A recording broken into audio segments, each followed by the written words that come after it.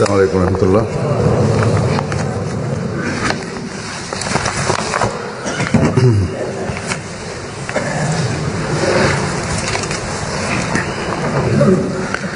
أشهد أن لا إله إلا الله وحده لا شريك له وأشهد أن محمدا عبده ورسوله أما بعد فأعوذ بالله من الشيطان الرجيم بسم الله الرحمن الرحيم الحمد لله رب العالمين الرحمن الرحيم مالك يوم الدين إياك نعبد وإياك نستعين اهدنا الصراط المستقيم صراط الذين أنعمت عليهم غير المغضوب عليهم ولا الضالين.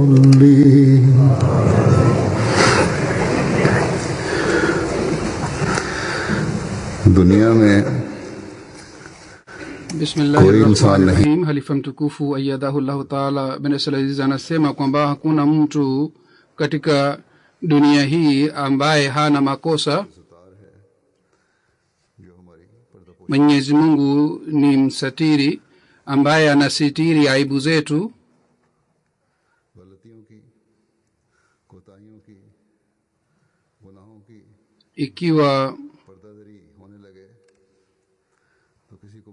Ikiwa Mwenyezi Mungu anasitiri, ikiwa Mungu hasitiri aibu za watu, basi katika hali mtu atakuwa na fedheha. Mwenyezi Mungu ambaye ni msatiri anasitiri, na vile vile yeye ni mwenye kusamehe dhambi. Mungu ametufundisha dua hii kwa kutufanyia ihsani kwamba nyinyi mfanye juhudi ya kuepukana na makosa yenu na dhambi. Pamoja na hii mnalazimika kufanya istighfar pia. Mimi katika hali nitasamehe dhambi zenu na nitasitiri aibu zenu, na vile vile nitapokea maombi yenu.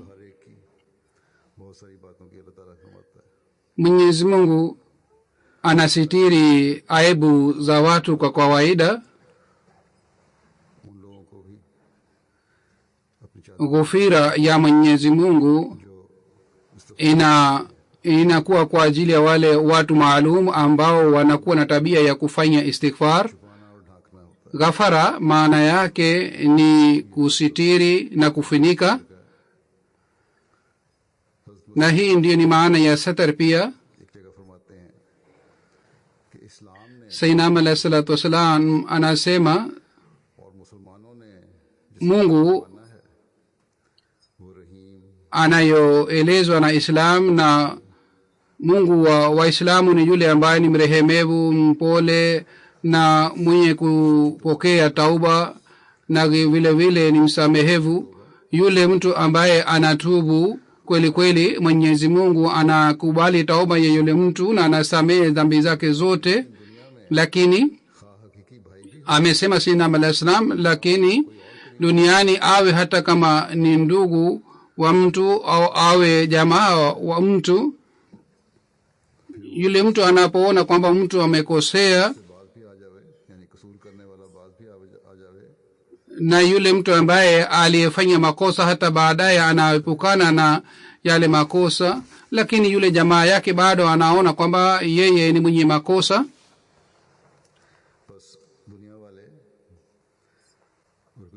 basi watu wa dunia ni wa aina hii kwamba hata kama mtu anaacha makosa yake na dhambi yake, hata katika hali hii pia wanakuwa na dhana mbaya kuhusu yule mtu. Sayyidina Muhammad sallallahu alaihi wasallam anasema kwamba Mwenyezi Mungu ni mrehemevu kiasi gani kwamba mtu anafanya makosa chungu mzima na baada ya kufanya makosa haya anatubu. Katika hali Mungu anamsamehe. Anasema hakuna mtu duniani isipokuwa manabii wa Mwenyezi Mungu ambao wanafuata sifa za Mwenyezi Mungu, na manabii pia wanasitiri aibu za watu kama Mwenyezi Mungu anasitiri aibu za watu. Na manabii tu ambao wanakuwa na sifa hizi, watu wengine hawawezi kuwa na sifa hii. Kwa kawaida hali ni aina hii, kama shairi moja Saadi amesema katika shairi lake la Kiajemi. Maana yake ni kwamba Mwenyezi Mungu anajua aibu za watu, lakini katika hali hii anasitiri. Lakini jirani akijua makosa ya jirani yake, basi yeye anaanza kusambaza mkosa lake mbele ya wengine. Sayyidina Muhammad sallallahu alaihi wasallam ameeleza maana ya shairi hili hivi kwamba Mwenyezi Mungu anaona aibu za watu, lakini kwa sababu yeye ni Sattar, Mwenyezi Mungu anaendelea kusitiri aibu za mtu mpaka yeye haendi kinyume, haruki mipaka. Lakini wanadamu wanaona makosa madogo, basi kwa kuona makosa madogo anaanza kueneza makosa yake. Anasema basi fikirieni kwamba Mwenyezi Mungu ni mwenye rehema kiasi gani, ni msamehevu kiasi gani. Anasema kuhusu Mwenyezi Mungu,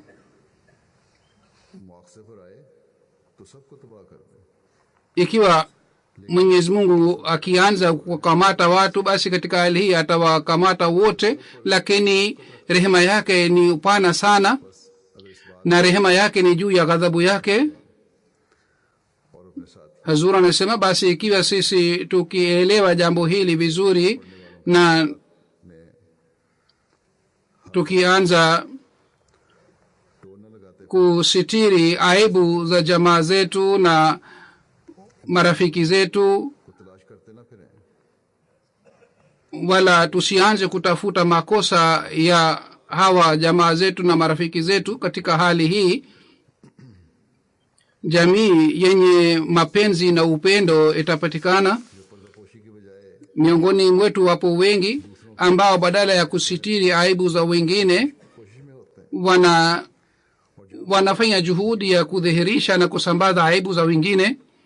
Lakini wakati mtu akisema kuhusu hawa watu au watu hawa wakijua kwamba mtu fulani amesema maneno kadhaa kuhusu mimi, basi katika hali wao wanapata ghadhabu sana, na kwa sababu ya hasira wanakuwa tayari kuwaua wengine. Lakini ikiwa wao wenyewe wanasema haya ni jambo la kawaida, sisi tulisema bila kuwa na nia mbaya,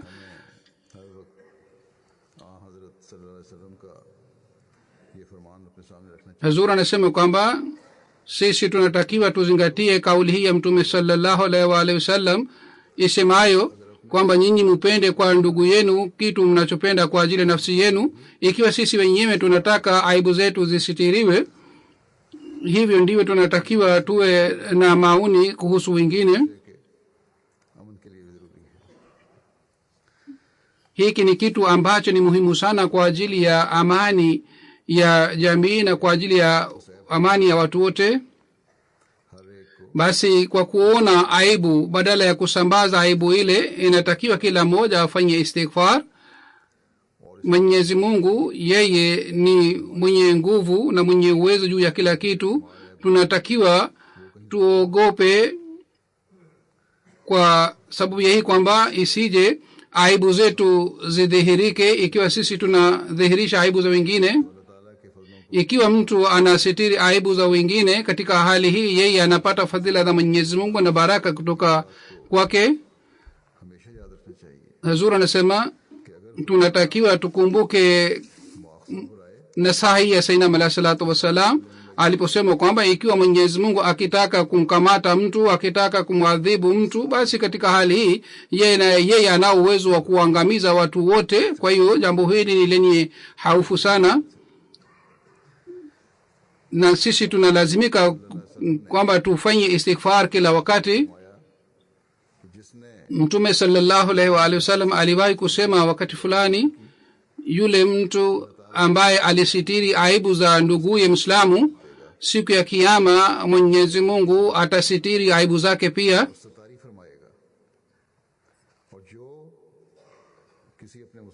Na yule ambaye anaeneza makosa ya nduguye Muislamu, kwa kuona makosa yake yeye anaanza kuambia watu kuhusu makosa yake, basi siku ya kiyama Mwenyezi Mungu atadhihirisha aibu zake na makosa yake, hata yeye atafedheheka nyumbani kwake. Hazur anasema kwamba hili ni onyo kubwa sana kwa ajili ya Waislamu wote. Sisi kwa ajili ya kupata rehema na fadhila za Mwenyezi Mungu, sisi badala ya kutafuta aibu za watu wengine, tunatakiwa tujichunguze na tuchunguze nafsi zetu, ndipo sisi tutapata rehema ya Mwenyezi Mungu na fadhila za Mwenyezi Mungu. Hazur anasema watu wanasema ikiwa sisi hatutadhihirisha aibu za watu wengine, namna gani tutaweza kurekebisha hali ya yule mtu? Tunatakiwa tukumbuke, ikiwa aibu ya mtu inakuwa madhara kwa ajili ya nidhamu ya jumuiya,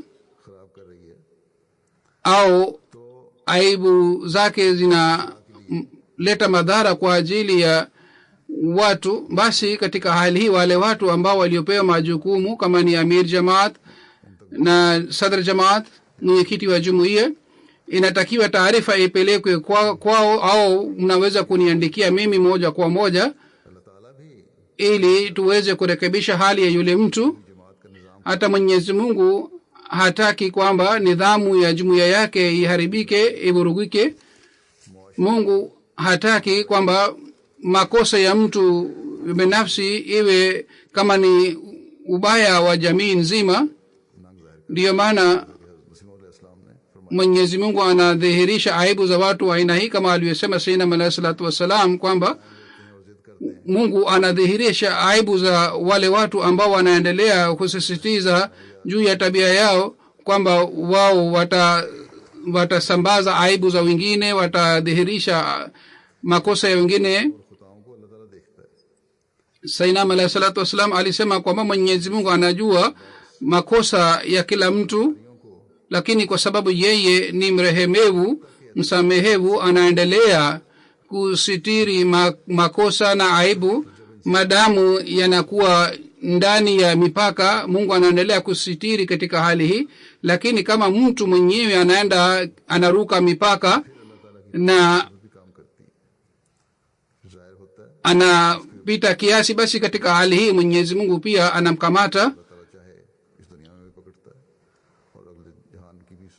na Mungu akitaka anaweza kumkamata yule mtu, au anaweza kumkamata katika akhira.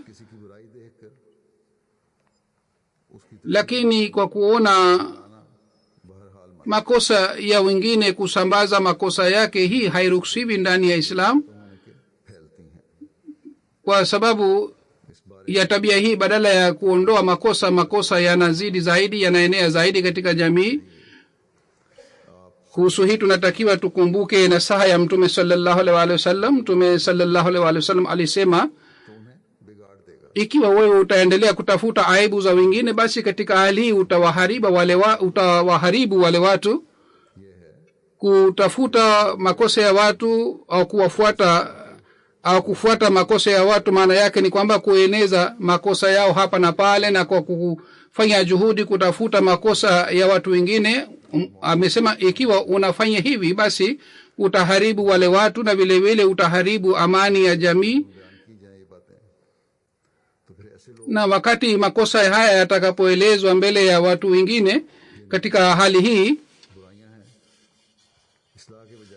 wale watu ambao wanakuwa na yale makosa, wale watu badala ya kurekebisha makosa yao, wao watasisitiza juu ya makosa yao, na katika hali hii wao watafanya juhudi ili wengine pia wafanane nao, na wanaendelea kutafuta wenzao, na katika hali hii wanakosa haya. Na wakati mtu anapokosa haya, katika hali hii inakuwa ngumu kurekebisha hali ya yule mtu.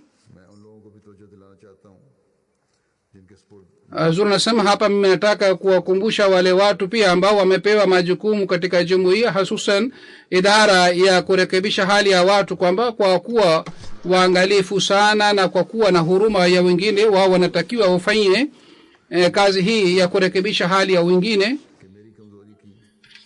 Isitokee hivi kwamba mtu ahisi kwamba makosa yangu au udhaifu wangu imejulikana kwa wengine kwa sababu ya kiongozi fulani. Ikiwa mtu anakuwa na wazo la aina hili, basi katika hali hii yule mtu ataonyesha reaction kali sana.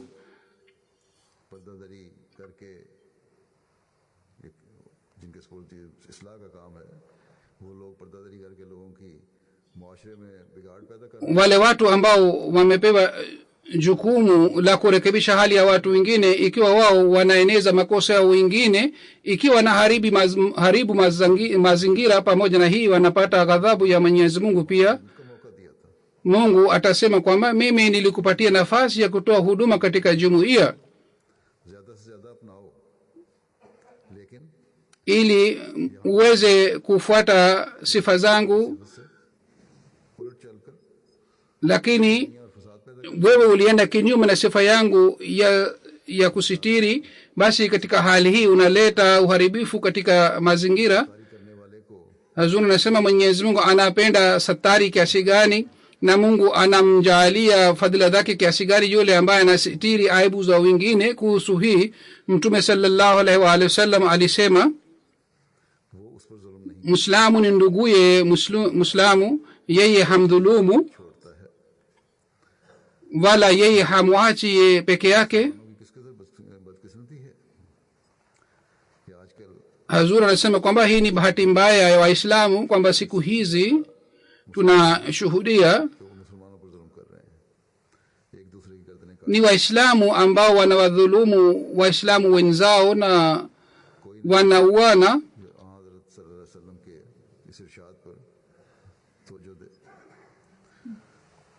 Na hakuna yeyote ambaye anazingatia nasaha hii ya Mtume sallallahu alaihi wa alihi wasallam. Vile vile Mtume sallallahu alaihi wa alihi wasallam alisema, yule mtu ambaye anamsaidia nduguye Muislamu, Mwenyezi Mungu pia anamsaidia yule mtu, na yule ambaye anaondoa madhara ya Muislamu, Mwenyezi Mungu siku ya Kiyama ataondoa msiba yake pia, shida yake pia. Na yule ambaye anasitiri aibu za nduguye Muislamu, siku ya Kiyama Mwenyezi Mungu atasitiri aibu zake.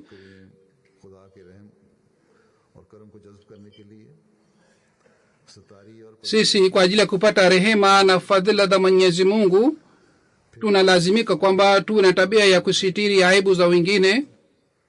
Kisha Mtume sallallahu alaihi wa alihi wasallam alisema hayo pia, kwamba mtu hasitiri aibu za wengine,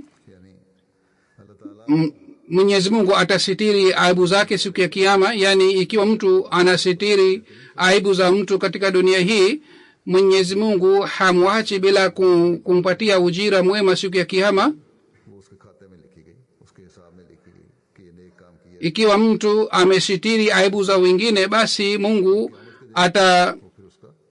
ataweka katika hisabu yake kwamba amefanya jambo nzuri, na siku ya Kiyama yule mtu atapata ujira wake. Na Mwenyezi Mungu pia atasitiri aibu zake siku ya Kiyama. Hata Mwenyezi Mungu ni msamehevu juu ya mja wake kiasi hiki kwamba katika riwaya moja inapatikana Mwenyezi Mungu atamuuliza mja wake siku ya Kiyama kwamba je, ulifanya kazi fulani? Atasema ndio, Mola wangu, mimi nilifanya kazi ile.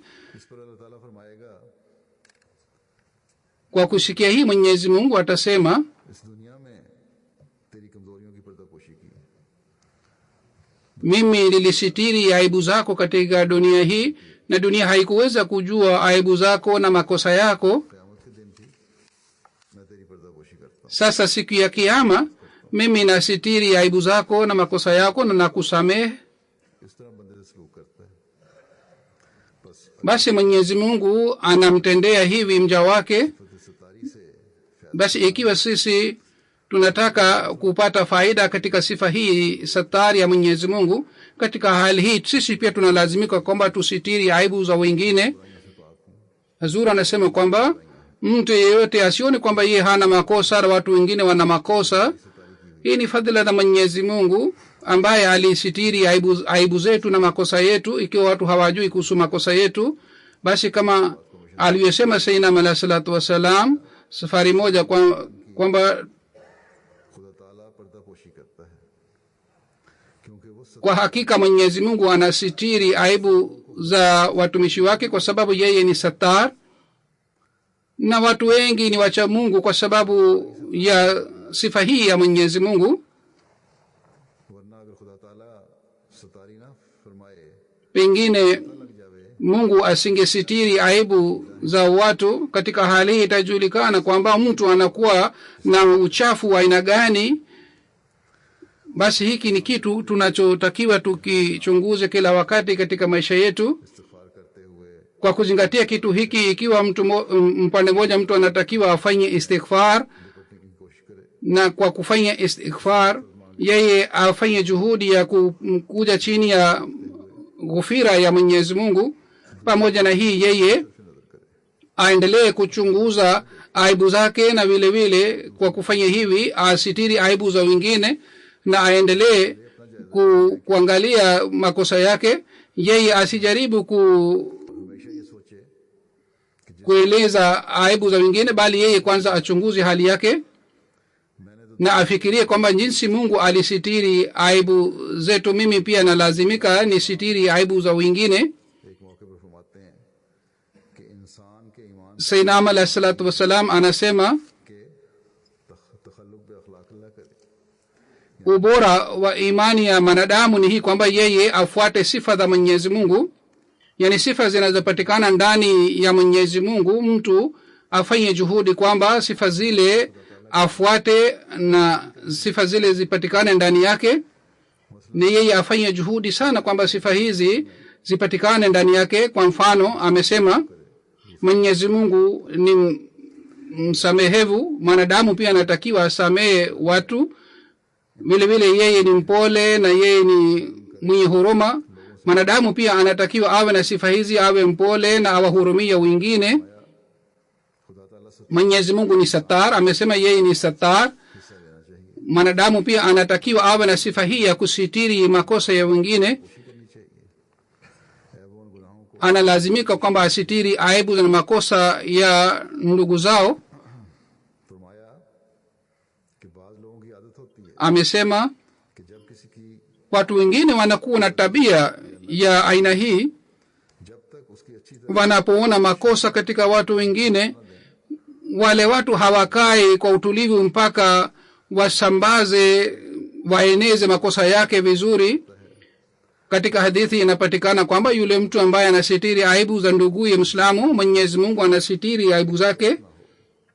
Mwanadamu anatakiwa yeye asiende kinyume na mipaka ya Mwenyezi Mungu, yeye asiwatendee watu vibaya, yeye awatendee kwa wema na kwa njia nzuri. किसी की कमजोरियों को जिक्र Wakati fulani katika hafla ya Sayyidina alayhi salatu wasalam, makosa ya mtu fulani yalielezwa mbele yake kwamba huyu mtu ana makosa haya na haya. Sayyidina alayhi salatu wasalam kwa kusikia hayo yote alimhutubia yule alikuwa anaeleza makosa kwamba wewe umeeleza makosa yake na aibu zake, na umesema kwamba ana makosa haya na haya. Ingekuwa vizuri ungeeleza uzuri wake pia. Lazima yule mtu atakuwa na uzuri pia, si kwamba yeye ni mbaya tu. Basi kuondoa makosa yanayopatikana katika jamii na kwa ajili ya kuleta amani na upendo, kwamba sisi tusitiri aibu za wengine na tueneze uzuri wa wengine. Kwa sababu ya kueneza uzuri watu wanapata hamu ya kufanya mema, कि मुआशरे में na Muislamu mkweli anatakiwa awe aina hii kwamba yeye aeneze wema katika jamii. और आर्जी बनावटी Yeye या उस खुशी का kwa ajili ya kupata furaha ya muda au kwa ajili ya kupata raha ya muda, yeye asieneze makosa ya watu wengine, kwa sababu hii ni dhambi kubwa sana. इस्तेज़ा का रंग पैदा करके लोगों का इस्तेज़ा करना Hazur anasema kwamba kufanya dhihaka katika hafla hii ni dhambi kubwa sana. Kila mwanajumuiya anatakiwa aepukane na hali hii. इस्लाम की बैत में आकर ये अहद Sisi wakati tulipofanya bayati ya Sayyidina alayhi salatu wasalam, na sisi tuliahidi katika hali hii kwamba kwa njia yoyote sisi hatutamuudhi mtu yeyote, iwe mkono wetu au ulimi wetu, sisi hatutamuudhi mtu mwingine. Sisi tunalazimika kufuata ahadi yetu hii. बड़ी देर तक रहते हैं लोगों के Mtu akisema maneno makali, athari yake inapatikana kwa muda mrefu sana. बाज दफा हमेशा रहते हैं Baadhi wakati athari ya kosa hili linabaki daima dawamu. Kwa hiyo tunatakiwa tuwe waangalifu sana. अपने भाई के लिए हमारे दिल में होनी चाहिए Tunatakiwa tuwe na huruma kwa ajili ya ndugu yetu na tuwe na tabia ya kumsaidia yeye. तभी हो सकता है जब Na hii hali inaweza kupatikana wakati sisi tutasitiri aibu na makosa ya ndugu zetu, ना मजाक में ना संजीदगी से की जाए na tusieneze makosa yao kwa njia yoyote. सच्ची हमदर्दी का ये भी तकाजा है Ndiyo, ikiwa tunaona kwamba mtu fulani anakosa fulani ndani yake, na ikiwa sisi tunamhurumia vizuri, tunamhurumia, basi katika hali hii tunatakiwa tufanye juhudi ya kurekebisha hali yake, ili kosa lile linalopatikana ndani yake liondoke, असरात बाद असरात पड़ सकते हैं na kosa lake lisiweze kuleta athari mbaya juu ya wengine. Katika hali hii tunalazimika kuondoa kosa lake, na hii ndiyo ni mema. Na vile vile mema hii itavuta fadhila za Mwenyezi Mungu. Kuhusu hii Sayyidina alayhi salatu wasalam alitutaka tuwe wa aina gani. Anasema कि जिसे कमजोर पावे उसे खुफिया नसीहत करे inatakiwa mtu anamkuta ndugu yake ni mdhaifu, ana makosa, basi kwa kumhurumia amsihi na amkumbushe. Yeye akikubali ni sawa, ikiwa yeye hakubali kauli yako, basi ufanye dua kwa ajili yake. Ikiwa yeye hapati faida kwa kupitia nasaha yako wala kwa kupitia maombi yako, katika hali hii unalazimika kufanya nini? Amesema Sayyidina alayhi salatu wasalam kwamba basi mtu afikirie kwamba ilipangwa na Mwenyezi Mungu iwe hivi. Ikiwa Mwenyezi Mungu amekubali hali ya watu hawa, wewe unatakiwa kwa kuona aibu ya wengine अल्लाह ताला ने उसे कबूल usionyeshe hasira, kwa sababu Mungu amemkubali. Mungu alimwezesha kwamba alipokea Sayyidina alayhi salatu wasalam, alijiunga na jumuiya. इतनी बदनामी तुम्हारे ख्याल में होनी चाहिए थी, उस बुराई की वजह से वो नहीं हो रही, उसकी पर्दापोशी Yeye hakufedheheshwa kama wewe unataka yeye afedheheshwe. Yeye जरूरत नहीं जोश दिखाने की, खामोशी yeye aibu zake zimesitirwa na Mwenyezi Mungu. Wewe pia unatakiwa usionyeshe ghadhabu, usieneze makosa yake. Mungu mwenyewe atafanya mpango wa kurekebisha hali yake. Huenda yule mtu atarekebika, hali yake itarekebishwa na Mwenyezi Mungu. Basi kwa kupitia nasaha hii inaonekana waziwazi kwamba sawa na Sayyidina alayhi salatu wasalam, अल्लाह ताला ने उसे कबूल किया है kwa kuwa mwanajumuiya na kufanya bayati yake, maana yake ni kwamba Mungu amempokea yule mtu. Na wakati Mungu amempokea mtu yeyote katika hali hii, hakuna mtu mwingine yeyote ambaye ana haki ya kueneza makosa yake na aibu zake mbele ya wengine, में लगाया जाए, तजस्सुस किया जाए na yeye awe na tabia ya kutafuta aibu zake, kisha kwa kutafuta aibu aeneze हज़रत मसीह अलैहिस्सलाम au yeye asimpende yule mtu.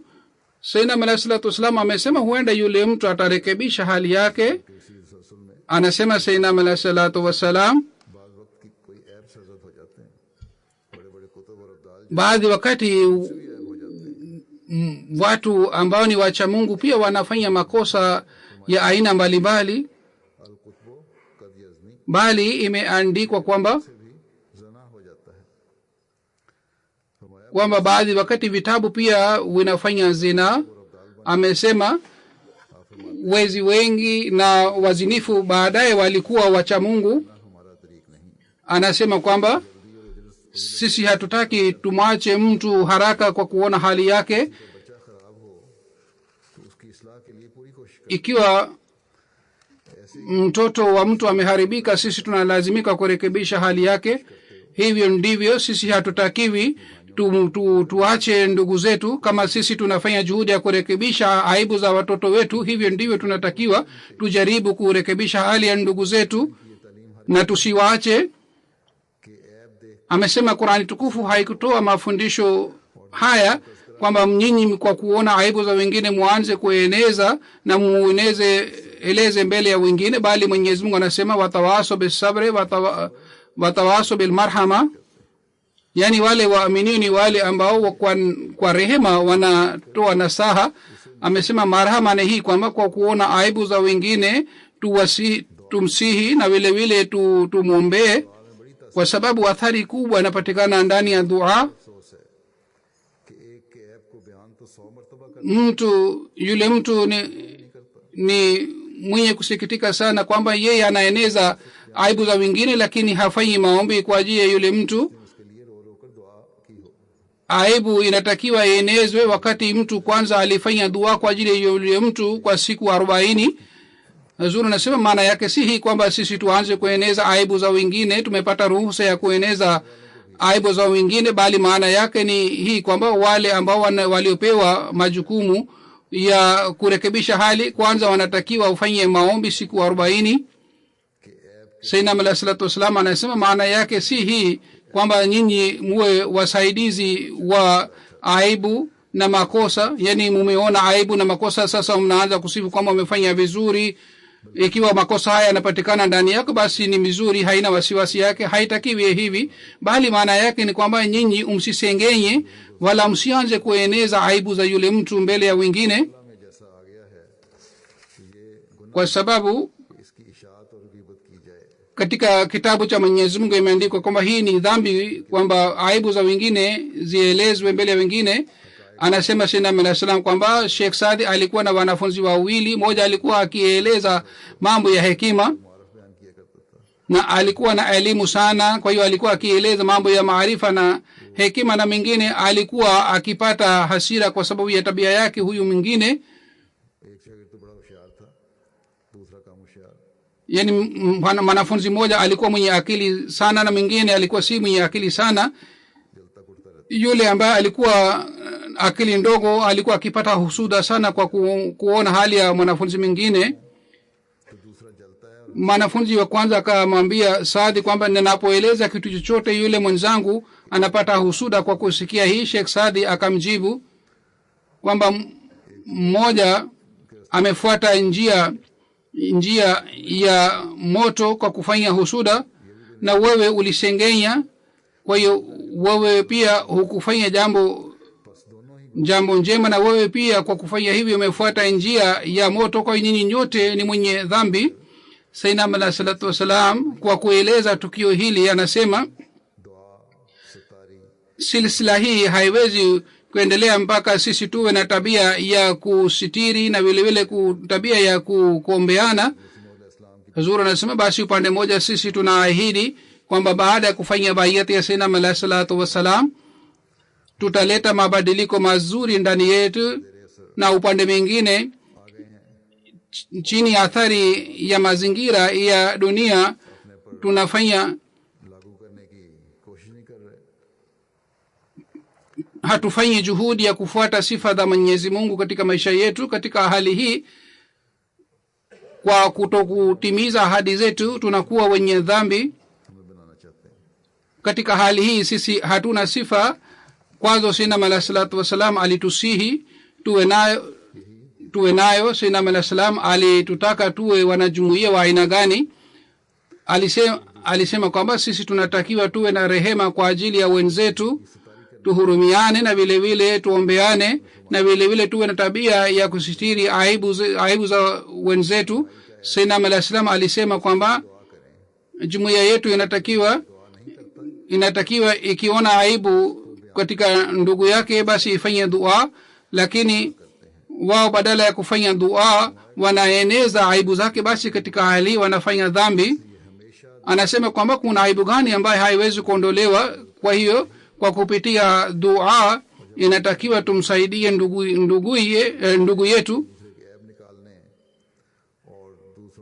Na sisi ikiwa tunaendelea kufanya hivi na badala ya kutafuta aibu za wengine na kueneza aibu za wengine, badala yake hii tunafanya dua kwa ajili ya ndugu zetu, katika hali hii sisi tunaweza kuwa jumuiya halisi aliyotaka kutengeneza Sayyidina alayhi salatu wasalam. Na hii ndiyo ni sifa ya maaminio inayotakiwa awe nayo, sawa na nasaha ya Mtume sallallahu alayhi wasallam. Na hii ndiyo ni hali ambayo inaweza kuwa sababu ya kusitiri aibu zetu na msamaha na ghufira kutoka kwa Mwenyezi Mungu. Mtume sallallahu alaihi wa alihi wasallam alitufundisha dua kwa ajili ya kupata fadhila na ghufira ya Mwenyezi Mungu. Tunatakiwa tuendelee kufanya dua hii, na dua ile ni hii: Mola wangu, mimi nakuomba baraka yako katika dunia hii na katika akhira. Mola wangu, mimi nakuomba ghufira katika mambo yangu ya dunia na dini. Mola wangu, usitiri aibu zangu na unipatie amani katika hofu zangu. Mola wangu, kulia kwangu, kushoto kwangu na mbele na nyuma, wewe uwe mlinzi wangu, na mimi nataka ulinzi wako, isije nikakamatwa na shida yoyote. Hazur anasema wakati sisi tunapofanya dua kwa ajili yetu, katika hali tunatakiwa tufanye dua hii kwa ajili ya wengine pia. Hali hii itakapopatikana, basi katika hali hii Mungu anapokea maombi yetu. Mwenyezi Mungu atujalie sisi tuweze kupata ridhaa ya Mwenyezi Mungu katika maisha yetu. Hazur anasema baada ya swala nitaswalisha jeneza moja ambayo ni ghaibu, ambayo ni ya Malak Salim Saheb wa Nankana Saheb aliyekuwa mwenyeji wa Pakistan. Alikuwa na umri wa miaka 70. Tarehe 30 ya Machi, yani jana 2017 asubuhi takriban saa 3, pamoja na mtoto wake alikuwa anaenda mahakamani. Njiani alipigwa risasi na mdui wa jumuiya. Inna lillahi wa inna ilaihi rajiun. Jumuiya iliingia katika familia ya shahid marehemu kwa kupitia baba yake bwana Muhammad Shafi.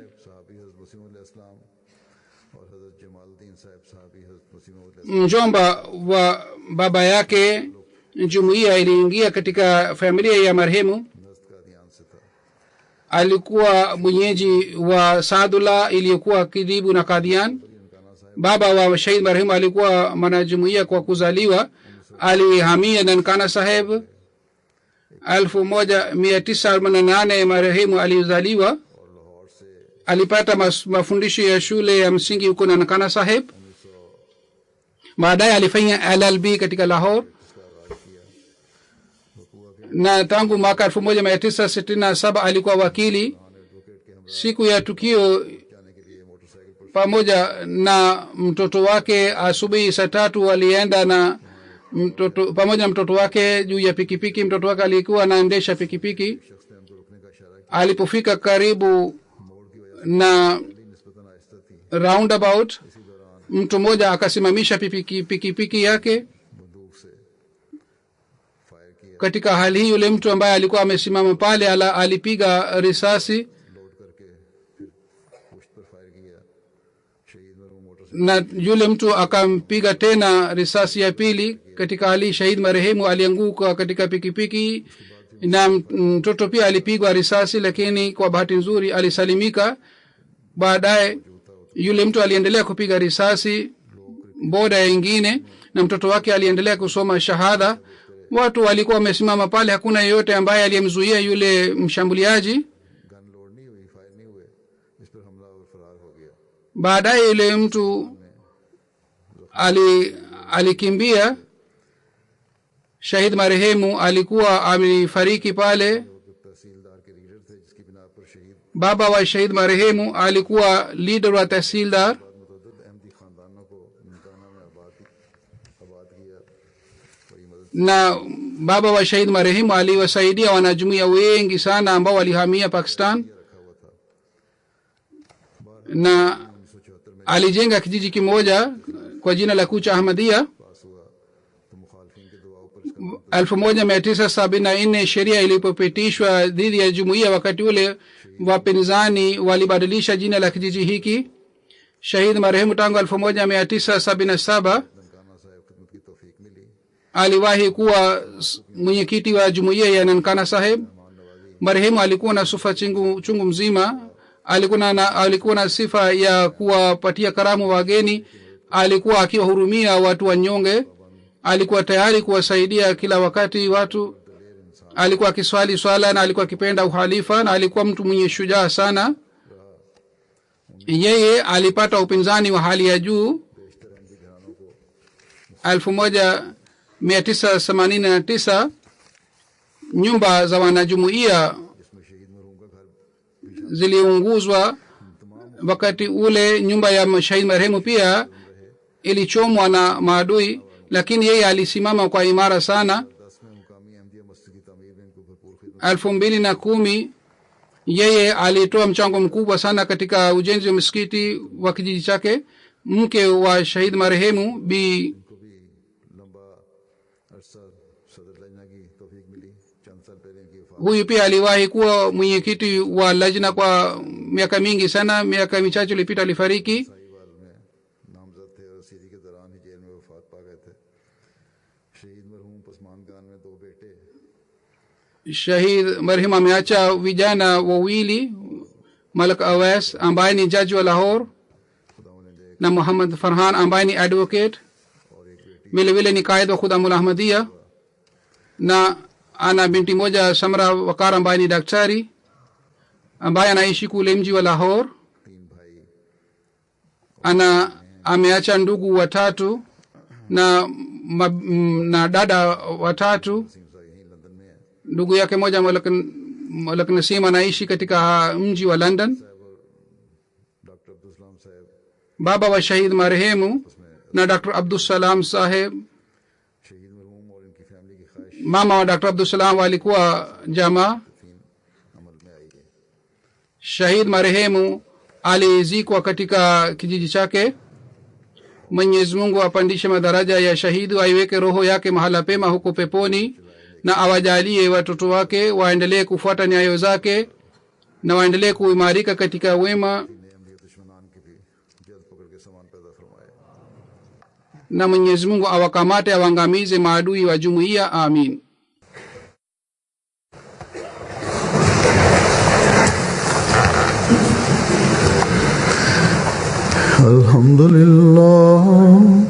الحمد لله نحمده ونستعينه ونستغفره ونؤمن به ونتوكل عليه ونعوذ بالله من شرور أنفسنا